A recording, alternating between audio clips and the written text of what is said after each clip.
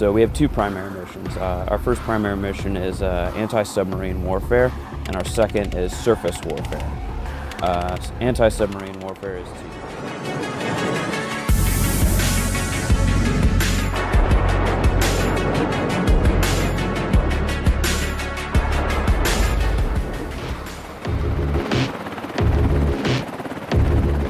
A griffin is a mythological creature that was typically used to guard something precious, like treasure or whatever, and it was a combination of other different animals. So we've taken the best parts of other aircraft and combined it into our own MH-60 Romeo, and we use it to guard something equally precious, the carrier strike group. So we have two primary missions. Our first primary mission is anti-submarine warfare, and our second is surface warfare. Anti-submarine warfare is to protect the carrier strike group from potentially hostile submarines, and surface warfare is to provide the carrier with that big picture situational awareness. So if something gets close to the strike group, they need to be ID'd, they need to be tracked. That's what we do. We provide all of that information to the Combat Operations Center. Some of the secondary missions would include search and rescue, could include humanitarian relief, general helicopter operations. So typically we'll fly with a crew of 3. There are 2 pilots up front. One is acting as the helicopter aircraft commander, and the other is acting as the pilot. I sit in the back as the third member of the crew, the sensor operator.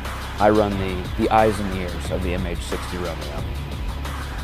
This job has its boring days, just like anything else. We'll fly out to do an open water search and discover that there's nothing out there but water. But then again, it also has its days where there's a little bit too much going on. This job requires a lot of training, a lot of study time, a lot of pre-mission prep. So usually when you're not on the flight schedule for a day, it means that you are being given that day to prepare for a big event of some kind.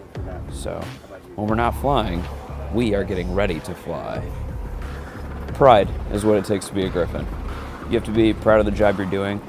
The job is not always, sexy like the fighter pilots doing their thing, or like the Starboard Delta Sierras, but it's a really important job to the strike group, and we have to give it 110%.